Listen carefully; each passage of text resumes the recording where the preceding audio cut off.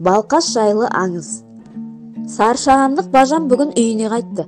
Бағана дастархан үстінде қызықты бір әңгіменің шетін шығарды. Балқашта балық аулаған қызықтарын айта отырып, осынау көл жайлы бір аңызды да шалып өтті. Рас өтірігін кім біліпті, баяғы жаугершілік заманда жоңғарлар көлдің төңірегіндегі ауылдардың бірін қапыда бас салып, адамдарының бәрін тұтқындайды да Балқаштың аралдарының біріне апарып тастайды. Күн кешкіріп кеткеннен соң, енді бұлар аралдан қашып құтыла алмайды. Асықпай ертең жазалармыз, деп әскерлер ұйқыға кетеді. Түн болғанда қазақтардың арасынан бір ақсақал айналдыра алау жағыңдар, неге екенін сұрамаңдар, деп тұтқындағыларға бұйрық береді. Мұның да бір мәнісі бар шығар деп, қазақтар ақсақал айтқандай етіп аралға от жағып тастайды.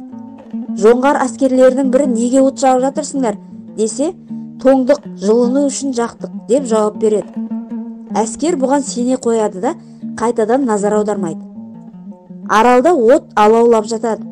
Жоңғарлар ұйқыға кетті-ау деген кезде жаңағы алау жағу идеясын тастаған ақсақал, ал енді менің соңымнан еріңдер дейді де өзі бастап түнгі салқын суды кеше жөнеледі.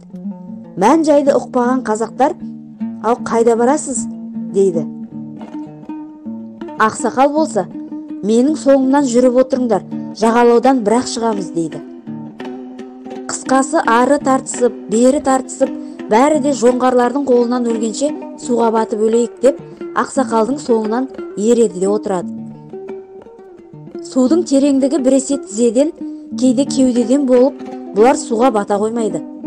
Әбден қалжырайды да, бірақ дем алып отыруға мүмкіндік жоқ болғаннан соң, ақсақалдың ізімен ілесе береді. Таң атуға жақындағанда мына жағалаудан бірақ шығады.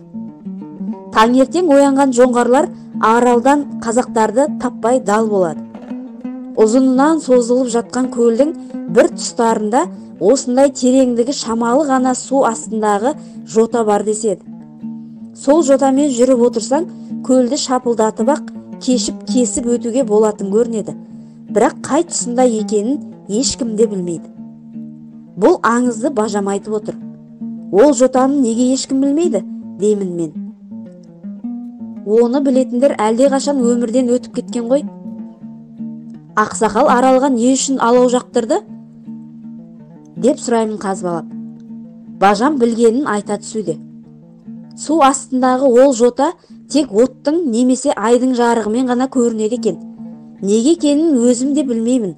Сол сары шағандағы үлкен кісілердің бірі айтты дейді Бажам. Бұл әңгіме шындыққа жанаса ма жоқ па, мені Балқаштың бір қасиеті қызықтырды. Көлдің шығыс жағы тұзды су болса, батыс жағы тұщы судан тұрады екен. Және де сол екі су бір-бірімен еш араласпайды.